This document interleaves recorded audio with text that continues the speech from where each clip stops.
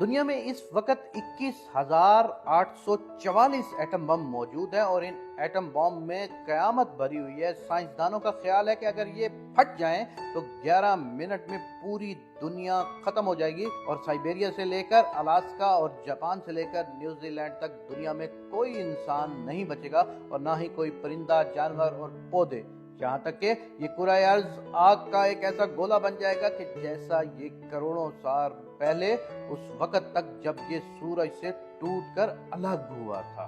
گویا ایٹم اس دنیا کی انتہائی مہلک اور خوفناک ایجاد ہے، لیکن آپ شاید یہ جان کر حیران رہ جائیں گے کہ یہ مہلک ایجاد غلط فہمی پر مبنی ایک خط کا رد عمل تھی۔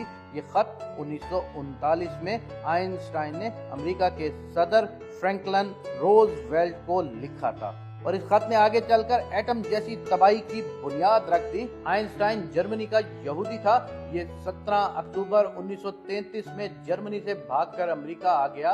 اسے 1938 میں کسی نے یہ غلط اطلاع دی تھی کہ ہٹلر کے سائنسدانوں نے ایٹم کو توڑ لیا ہے، جس کی وجہ سے یہ ایک انتہائی طاقتور بم بنا رہے ہیں اور یہ امریکہ اور یورپ کو تباہ کر دے گا۔ آئنسٹائن گھبرا گیا اور اس نے امریکی صدر کو یہ خط لکھا کہ جناب، جرمن سائنسدان ایٹم کو توڑنے میں کامیاب ہو گئے ہیں، جس کے بعد دنیا کا طاقتور ترین ایٹم بنانا ممکن ہو گیا ہے۔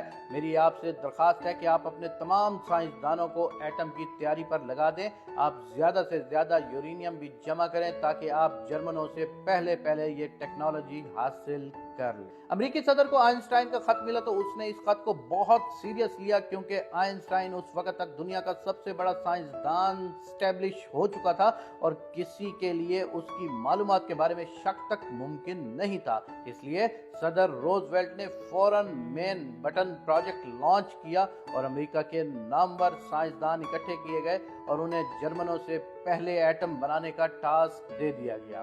آئنسٹائن کو 1945 میں اپنی غلطی کا احساس ہو گیا۔ اسے نہ صرف یہ معلوم ہو گیا کہ جرمنی میں ایٹم پر کسی قسم کی ریسرچ نہیں ہو رہی، بلکہ وہ یہ بھی جان گیا کہ ایٹم کتنی بڑی تباہی ہے، اس سے کبھی پوری دنیا بھی خطرے کا شکار ہو جائے گی۔ آئنسٹائن نے فوراً صدر روزویلٹ کو دوسرا خط لکھا اور اس میں یہ اعتراف کیا ہے کہ اس کی معلومات غلط تھی، چنانچہ ایٹم بنانے کا سلسلہ فی الفور روک دیا جائے۔ میرے محترم دوستو، آپ قدرت کا کرنا ملاحظہ فرمائیے کہ یہ خط جب وائٹ ہاؤس پہنچا تو صدر روزویلٹ کا انتقال ہو گیا تھا اور یوں ایٹم بنانے کا سلسلہ جاری رہا، یہاں تک کہ ایٹم بنا دیا گیا اور یہ 6 اگست 1945 میں استعمال بھی ہوا اور اس وقت دنیا کو معلوم ہوا کہ انسان کس قدر خوفناک تباہی ایجاد کر چکا ہے۔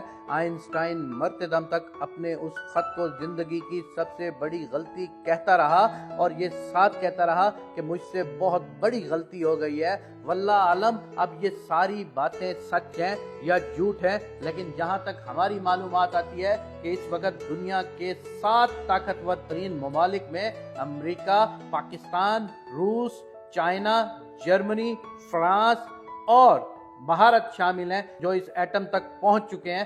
خداوند کریم اپنی اس کائنات کو اس برائی سے محفوظ رکھیں۔